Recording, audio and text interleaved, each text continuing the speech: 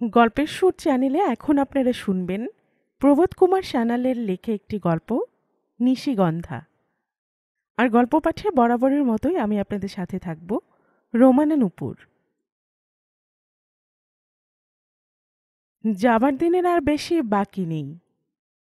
মাঠের রৌদ্র অত্যন্ত প্রখর হয়ে উঠেছে।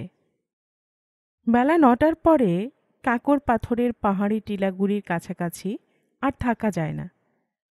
সকালবেলাকার হাটে জিনিসপত্রও প্রায় দুষ্প্রাপ্য।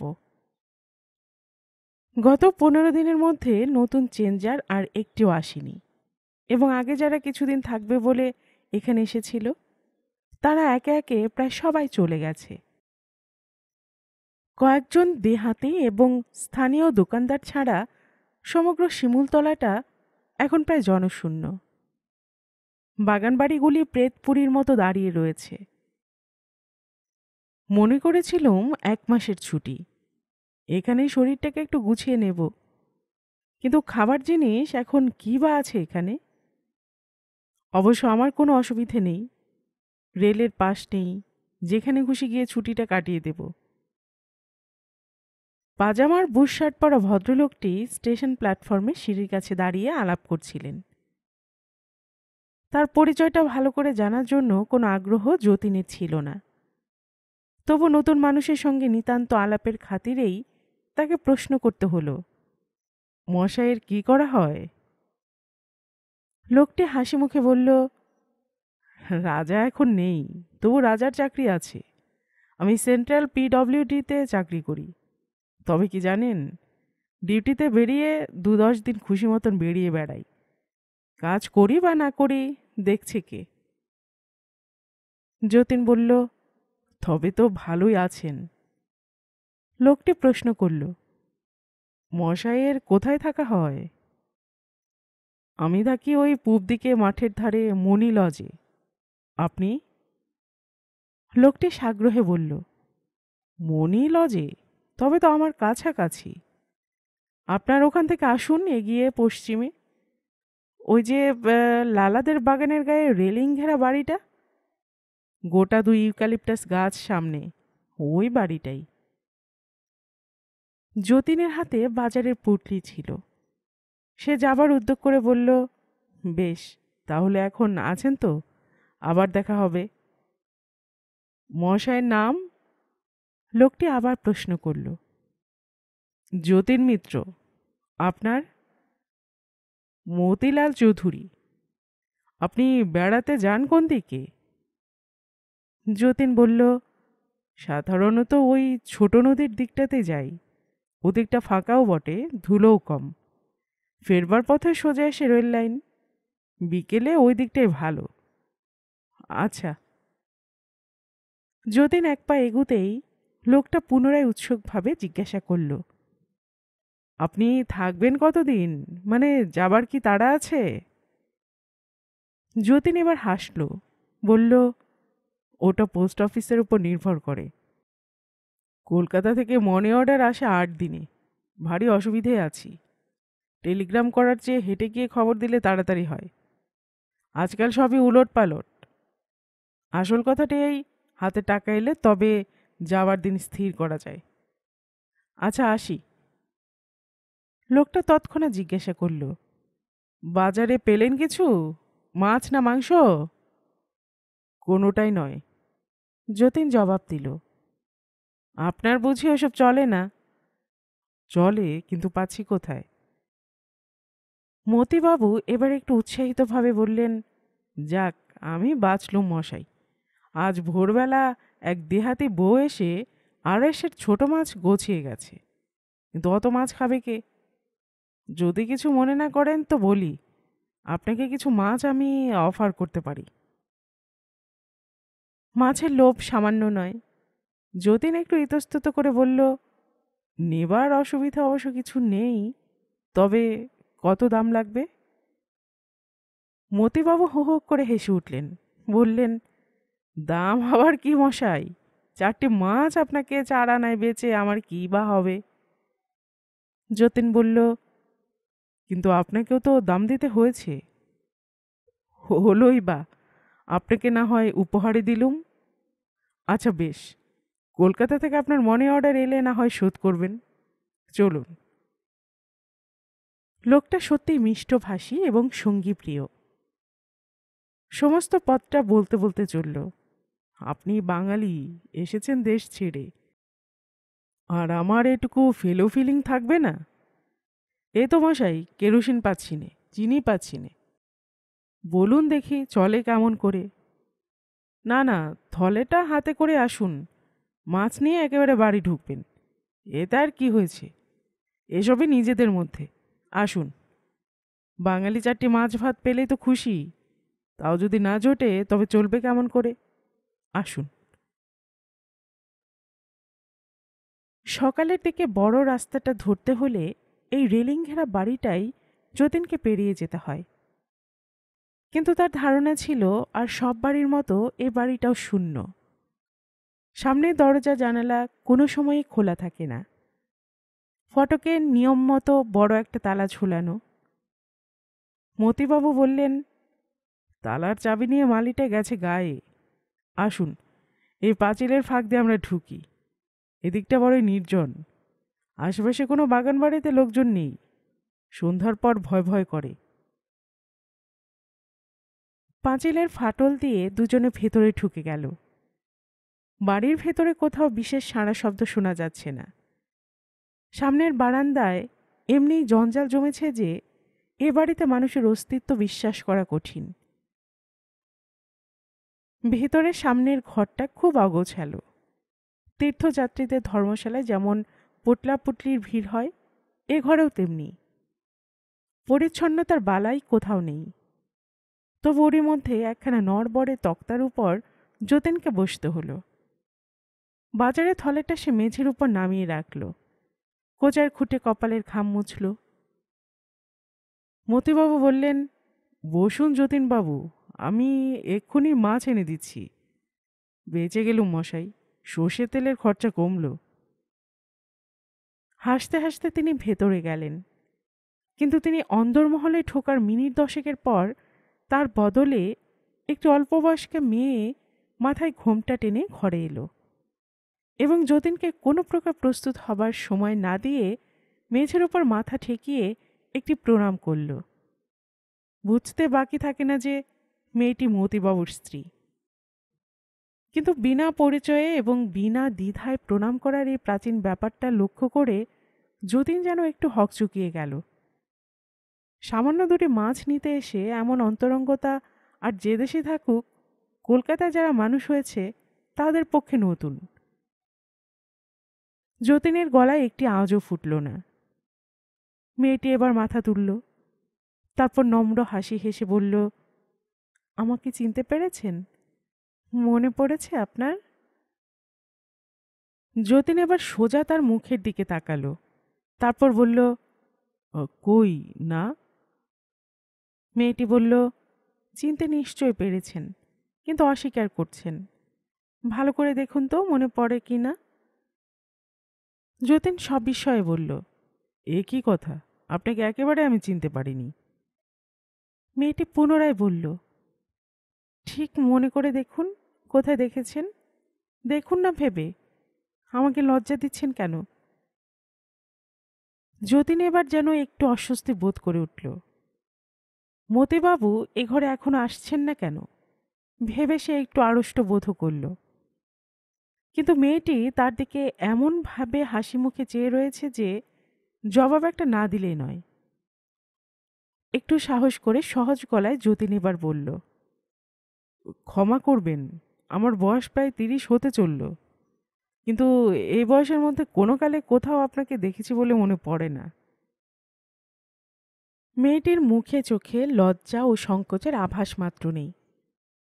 বয়স বছর 20 কাছাকাছি হয়তো হবে। চেহারাটা 5 জনের মাঝখানে দাঁড় করাবার মতন। কিন্তু আর কোনো কথা না বাড়িয়ে যতীন হঠাৎ বাজারের থলেটা নিয়ে উঠে দাঁড়ালো, বলল, এবার আমাকে যেতে হবে। মতিবাবুকে বলবেন, যদি মাছ দেবার অসুবিধে থাকে তবে ব্যস্ত হবার কারণ নেই, সামান্য মাছ বই তো নয়।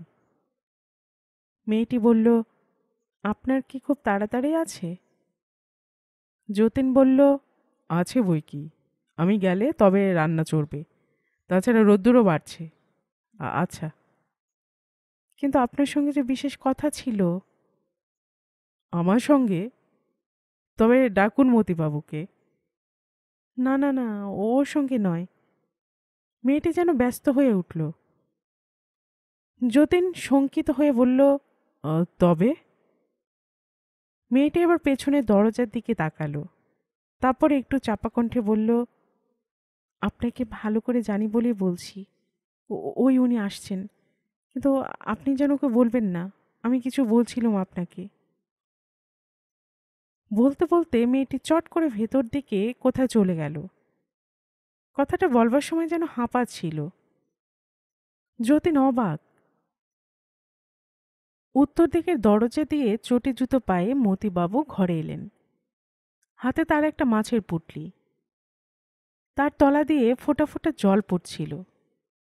তিনি বললেন, ক্ষমা করবেন, আপনাকে অনেকক্ষণ আটকে রেখেছি। বেশ জ্যান্ত মাছ, ভালোই রান্না হবে। ভারী কষ্ট হলো আপনার, তার উপর ওই রোদ্দুর। একটু চা খেয়ে যাবেন? যতীনের পা দুটো কাঁপছিল। একটু থতিয়ে বলল, আজ্ঞে না, এবার আমি যাই, আরেকদিন না হয় চা খাওয়া যাবে। মতিবাবু বললেন, পথে ঘাটে আবার দেখা হবে তো। হ্যাঁ, তা হবে বই কি। এই বলে মাছের পুঁটলিটা থলের ভেতর পুরে নিয়ে যতীন পা বাড়ালো। মতিবাবু সহাস্যে নমস্কার জানিয়ে বললেন, আপনার সঙ্গে আলাপ হয়ে ভারী খুশি হলুম। বাইরে এসে যতীনকে আগেকার মতন পাঁচিলের ফাটলে পা বাড়িয়ে ডিঙে আসতে হলো, কিন্তু পেছন দিকে ফিরে তাকাবার সাহস তার আর হলো না। সমস্ত ব্যাপারটা অনুধাবন করতে তার সময় লাগবে সন্দেহ নেই, কিন্তু আজ সকালের এই অপ্রত্যাশিত ঘটনা যে অত্যন্ত রহস্যজনক এবং অবিশ্বাস্য, এটি তার বারবার মনে হচ্ছিল। মেয়েটিকে কোথাও কখনো সে দেখেছে একথা ভালো করে ভেবে দেখবারও তার ধৈর্য নেই, কেননা এ মেয়েকে এ জীবনে কখনোই সে দেখেনি। আলাপ হওয়া তো দূরের কথা, ব্যাপারটা কেবল যে জটিল তাই নয়, যেন এর পেছনে একটা কোনো ষড়যন্ত্র আছে, এমন সন্দেহ আসে মনে। লোকশূন্য শিমুলতলা তার চোখে রহস্যময় হয়ে ওঠে। অনেক দূর এসে পথের বাঁকে দাঁড়িয়ে যতীন মাছের পুঁটলিটা ফস করে একবার খুলল। সত্যি মাছগুলো ঠিক আছে, নিতান্ত ভোজবাজি নয়, এবং মাছগুলো টাটকাও বটে। কিন্তু মাথার উপর প্রখর রৌদ্রের তাপে ভালো করে কিছু ভাবতে গেলে গুলিয়ে যায়। যতীন আবার চলতে লাগলো তার বাড়ির দিকে।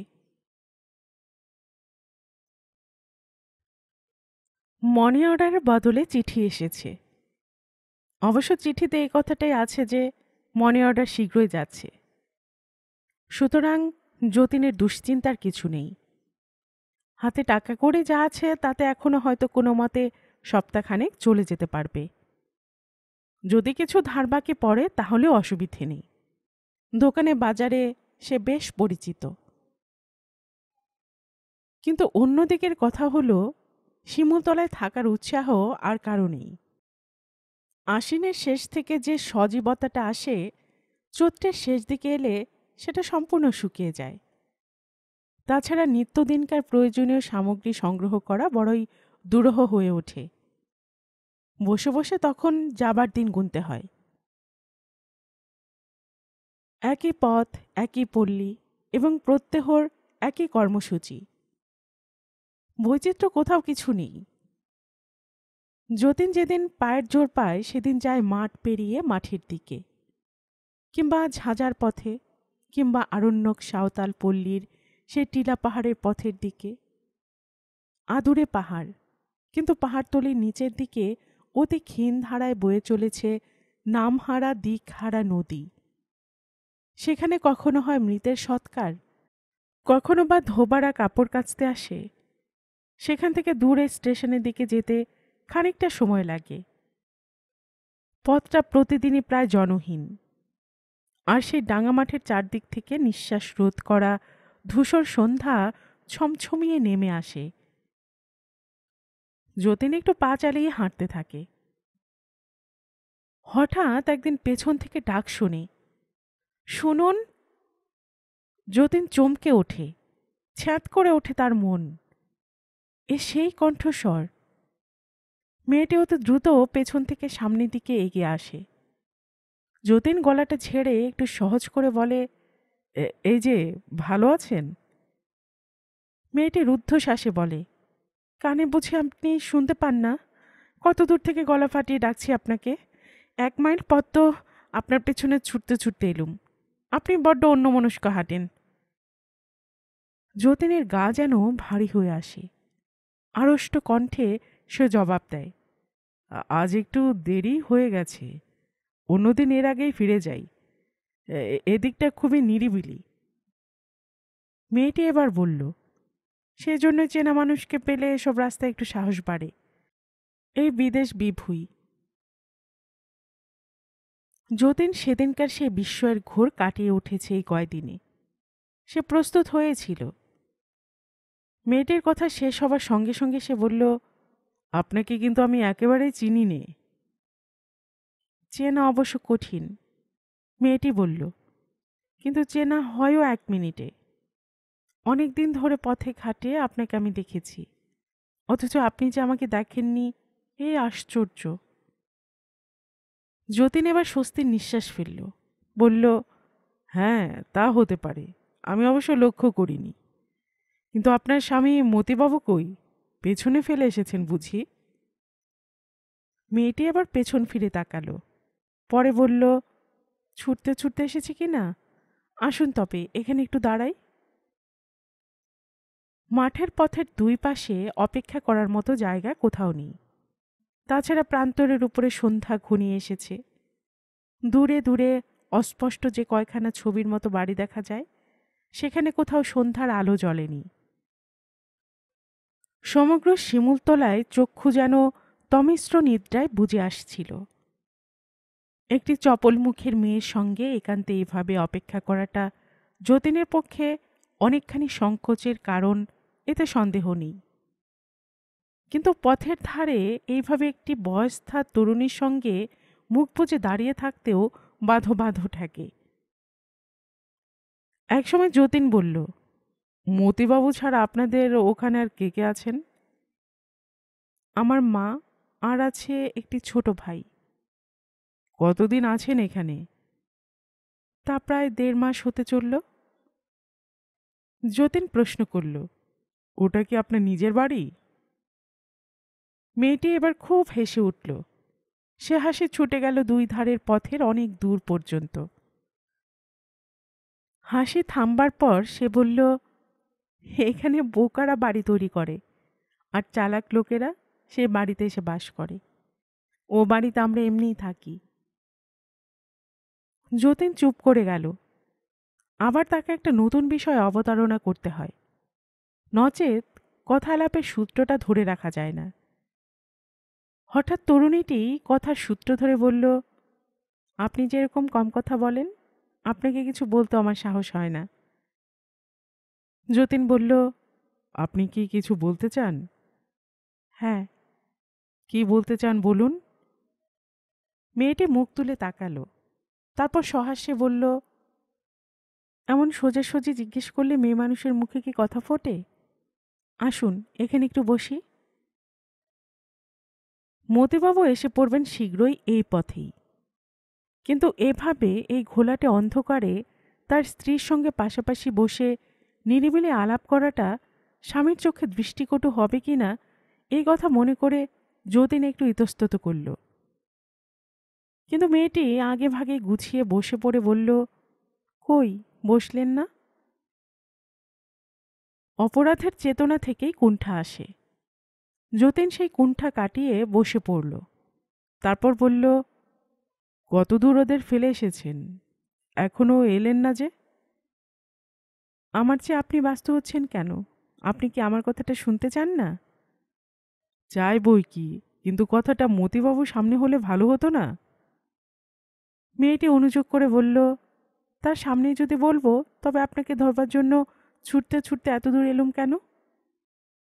যতীন সবিস্ময়ে বলল, এমন কি কথা আপনার যা তার আড়ালে বলতে হবে? মেয়েটি যেন এবার একটু উত্তেজিত হলো, বলল, এমন কথাও থাকতে পারে যা তার আড়ালে না বললে বলাও যায় না। যতীন চুপ করে গেল, কিন্তু তার গা ছমছমিয়ে এলো।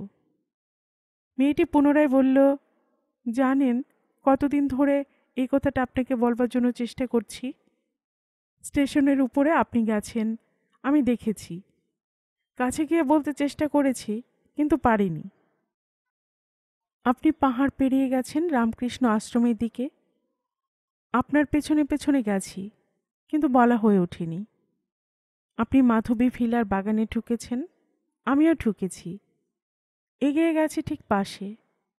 কথাটা মুখে এসেছে, কিন্তু সাহস হয়নি। আপনি সেদিন গয়লাদের ঘরে ঢুকেছিলেন, কিন্তু টের পেয়েছিলেন কি কে আপনার পেছনে দাঁড়িয়ে? স্টেশন পেরিয়ে গিয়ে সেই যে কেরোসিনের দোকান, আপনি সেখানে গিয়ে সেদিন তেল কিনছেন, কিন্তু আমি ছিলাম আপনার কাঁধের ঠিক পাশে। আপনি লক্ষ্য করেননি।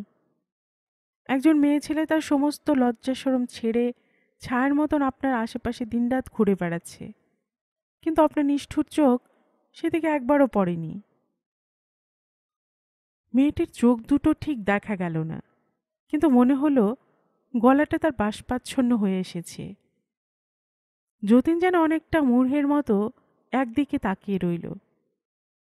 কণ্ঠস্বর একটু সহজ করে অতঃপর মেয়েটি বলল, আপনার সঙ্গে এত আলাপ হলো, কিন্তু কই এ পর্যন্ত আপনি আমার নামটাও জানতে চাইলেন না যে?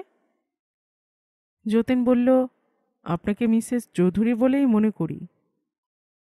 ওটা পরিচয়, কিন্তু নাম নয়। আমার নাম ভাস্বতী। যতীন আবার চুপ করে গেল। ভাস্বতী বলল, মেয়েদের উপর খুব ঘেন্না বুঝি আপনার? ব্যস্ত হয়ে যতীন বলল, এ কথা কেন আসে? আপনাকে আমি তো কিছু বলিনি, কিন্তু আর বোধহয় অপেক্ষা করা চলে না। তারা হয়তো অন্য পথ দিয়ে ফিরে থাকবেন। ভাস্বতী বলল, আপনার যদি ভয় করে আমি গিয়ে না হয় পৌঁছে দিয়ে আসব। তাছাড়া আমাকে ভয় করবার তো কিছু নেই। যতীন বলল, আপনার বক্তব্য এবার বলুন। ভাস্বতী একবার এদিক ওদিক তাকালো। পাহাড়তলের চারদিকে প্রায় অন্ধকার হয়ে এসেছে। জনশূন্য বিস্তৃত প্রান্তরে কোথাও কোনো চেতনার চিহ্ন মাত্র নেই। দূরে পাহাড়ের গায়ে আগুন লেগেছে। শেষ বসন্তে যেমন পাহাড়ে পাহাড়ে আগুন লাগে। ভাস্বতীর গলায় একটু কাঁপন লাগলো, কিন্তু যথাসম্ভব নিজেকে সংযত করে সে বলল, আগেই বলে রাখি, কথাটা শুনে যদি আপনি মুখ ফিরিয়ে চলে যান তাহলে আমার পক্ষে অত্যন্ত অপমান হবে। আগে কথা দিন, বলুন, আমি বিমুখ হব না। যতীন বলল, কি কথা আপনার? কি কথা দেব আপনাকে? বলুন যে রাগ করবেন না। বলুন যে রাগ করে আমাকে লজ্জা দেবেন না। রাগ যদি বা করি প্রকাশ করব কেন? তাছাড়া আপনি ভদ্রঘরের মেয়ে, একজন ভদ্রলোকের স্ত্রী। আপনার সম্মান, আপনার সামাজিক পরিচয়, আমার কিছু দায়িত্ববোধ আছে বই কি। বলুন আপনি কি বলবার আছে। যতীন একটু অধীর হলো। ভাষ্যতে আবার একবার তাকিয়ে নিল এদিক ওদিক। পরে বলল, কেউ কোথাও নেই, কেউ শুনবেও না, জানবেও না। আপনি যদি আমাকে অপমান করেও যান তাহলে এমন সাক্ষীও কেউ থাকবে না, নিন্দেও কিছু রটবে না। একবার আপনি ভালো করে সমস্তটা ভেবে দেখুন তো। এই যে একলা আপনার পাশে অন্ধকারে বসে আছি, এই কেন? আপনি কি দেখেছেন আমার কোনো ভয় ডর আছে? কেন নেই? কে আমাকে এমন সাহস জোগালো? আপনার পেছনে পেছনে এতদিন কেন ঘুরে বেড়াচ্ছি?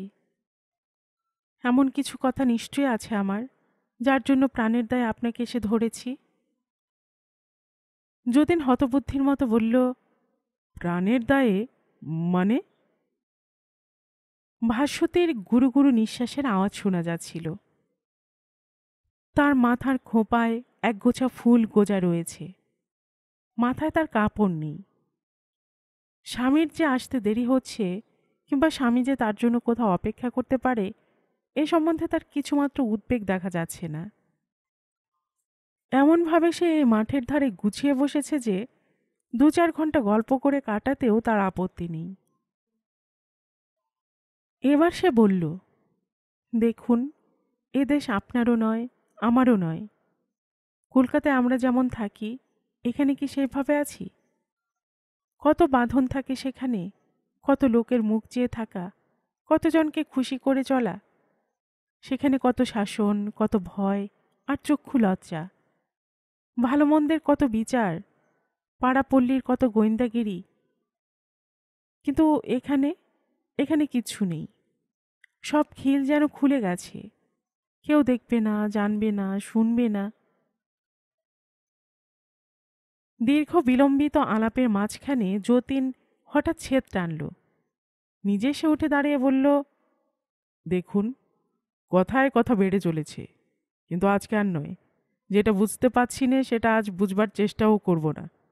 এবার আমাকে যেতে দিন। ভাস্বতী উঠে দাঁড়ালো, বলল, আপনি শুনবেন না? আজ আপনার কাছে ছুটি চাইছি। কোথা যাবেন এখন? মেয়েটা যেন অস্থির হয়ে উঠল। যতীন বলল, এবার ফিরব, রাত হয়েছে। ভাস্বতী বলল, কিন্তু আমার কথা না শুনলে চলবে না যে। বেশ তো, কাল সকালে না হয় শোনা যাবে। অধীর কণ্ঠে ভাস্বতী বলল, কিন্তু দিনের আলো থাকতে সে কথা যে আপনাকে বলতে পারবো না। আমি যে চাই অন্ধকার, নিরিবিলি মাঠ, কেউ কোথাও থাকবে না। আমার মুখ আপনি ঠাউর করতে পারবেন না। ঠিক এমনি অন্ধকারে আপনাকে বলতে চাই। শুনুন, দাঁড়ান একটু, চলে যাবেন না। কয়েক পা অগ্রসর হয়ে যতীন আবার দাঁড়ালো। ভাস্বতী এগিয়ে গিয়ে বলল, অমনি করে আপনাকে চলে যেতে দেব না। আপনাকে এমন করে ছাড়তেও পারবো না। এ আমার প্রাণের দায়। আপনাকে আগেই বলেছি, আমাকে পায়ে ঠেলবেন না। যতীন এবার একটু কঠোর কণ্ঠে বলল, দেখুন, আপনার সম্বন্ধে এবার আমার সন্দেহ হচ্ছে। এমন করে মান খোয়াবেন না। সন্দেহ করুন, কিন্তু এমন করে পায়ে ঠেলে যাবেন না। এতদিনের এত আশা, এ যেন আমার মিথ্যে না হয়। বলতে বলতে সামনে দাঁড়িয়ে আবেগে আর উত্তেজনায় ভাস্বতী ঝরঝর করে কেঁদে ফেলল। কান্নাটা আকুল, ভয় ব্যাকুল। যতীন বলল, আপনি কি চান? কি চান স্পষ্ট বলুন। তৎক্ষণাৎ ভাস্বতী বলল, আপনার দয়া, একটু স্নেহ, একটুখানি বিবেচনা। আপনি ছাড়া আমার আর কেউ নেই। অবাক করলেন আপনি। স্বামীকে ছেড়ে একলা মাঠে অন্ধকারে একজন অচেনা লোকের সামনে কান্নাকাটি করে এসব জিনিস চাওয়ার মানে বোঝেন?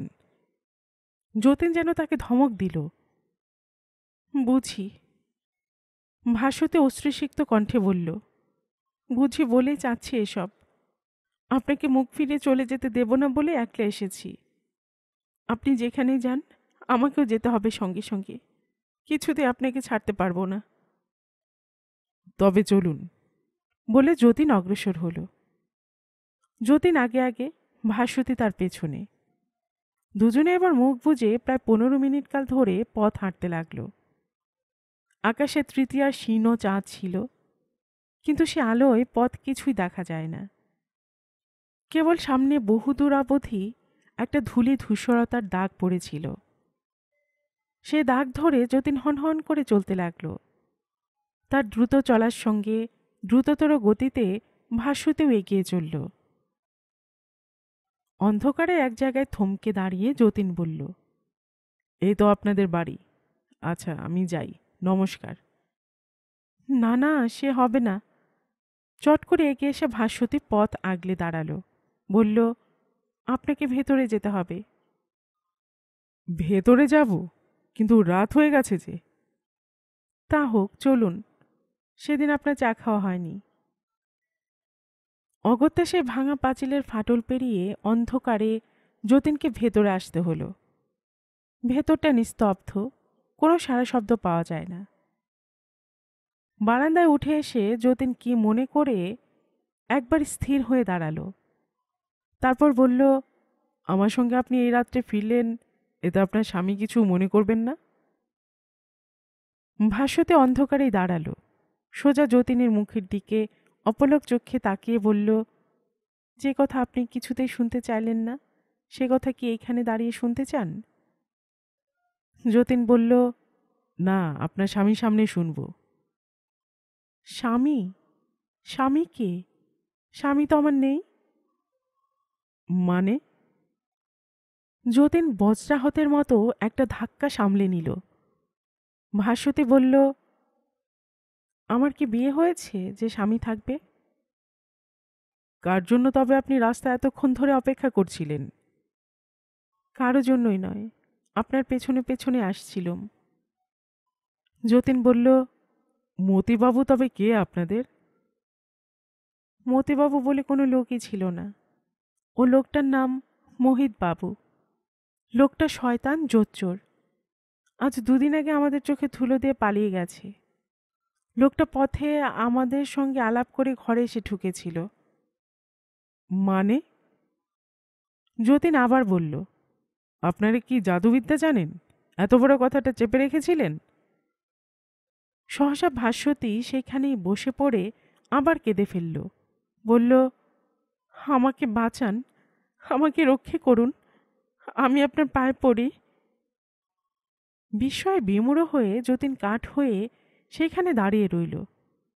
ফুঁপিয়ে ফুঁপিয়ে কেঁদে ভাস্বতী বলল, ভেতরে আমার রুগ্ন মা আর ছোট ভাই।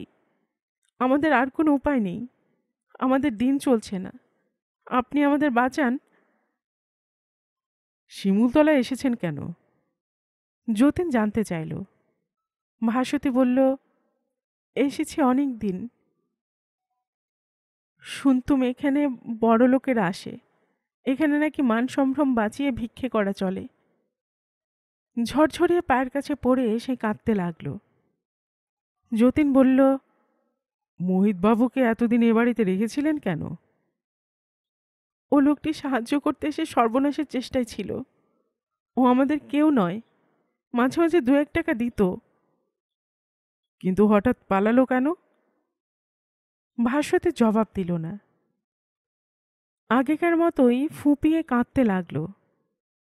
তারপর একসময় বলল, মা সেরে উঠলে ঝিকিরি করতে পারবেন, কিন্তু ভাইটিকে মানুষ করতে না পারলে আমাদের আর কোনো উপায় নেই। আপনি আমাদের কিছু ভিক্ষে দিন, আমাদের বাঁচান। আজ 2 দিন আমাদের রান্না চড়েনি। যতীন অনেকক্ষণ ধরে কি ভেবে একসময় পকেটে হাত দিল। তারপর বলল, আজ আমার মনে অর্ডার এসেছিল, পোস্ট অফিস থেকে টাকা নিয়ে বেড়াতে বেরিয়েছিলুম। অবশ্যই আমার দেশে ফেরবার খরচ, তা হোক, এ আপনি নিন। প্রায় 100 টাকা হবে। ভাস্বতী হাত পেতে সেই টাকা নিল। তখনও তার চোখে জল ঝরছে। যতীন বলল, আমি আর ভেতরে যাব না, এখান থেকে বিদায় নিচ্ছি। কিন্তু একটা কথা বলে যাই, এ পথ আপনাদের ঠিক পথ নয়। যতীন অন্ধকারে বেরিয়ে চলে গেল। গল্পের সুর চ্যানেলে এতক্ষণ আপনারা শুনছিলেন প্রবোধ কুমার সান্যালের লিখে একটি গল্প, নিশিগন্ধা। আর এতক্ষণ গল্প পাঠে আমি আপনাদের সাথে ছিলাম রোমানা নূপুর। আপনারা যারা গল্পের সুর চ্যানেলের গল্প নতুন শুনছেন, আপনাদের সুবিধার্থে একটি বিনীত অনুরোধ, যদি আপনারা আরও এমন গল্প শুনতে চান, তবে নিচের সাবস্ক্রাইব বাটনে একটি ক্লিক করে রাখুন ও একটি লাইক করে রাখুন।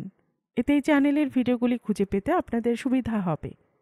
আর পাশে থাকা বেল বাটনটিও চেপে রাখুন, যাতে নতুন কোনো গল্প দেওয়ার সাথে সাথেই আপনাদের কাছে নোটিফিকেশন চলে যায়। সবসময় সবাই খুব ভালো থাকুন, সুস্থ থাকুন ও আনন্দে থাকুন, এই প্রার্থনা রইল।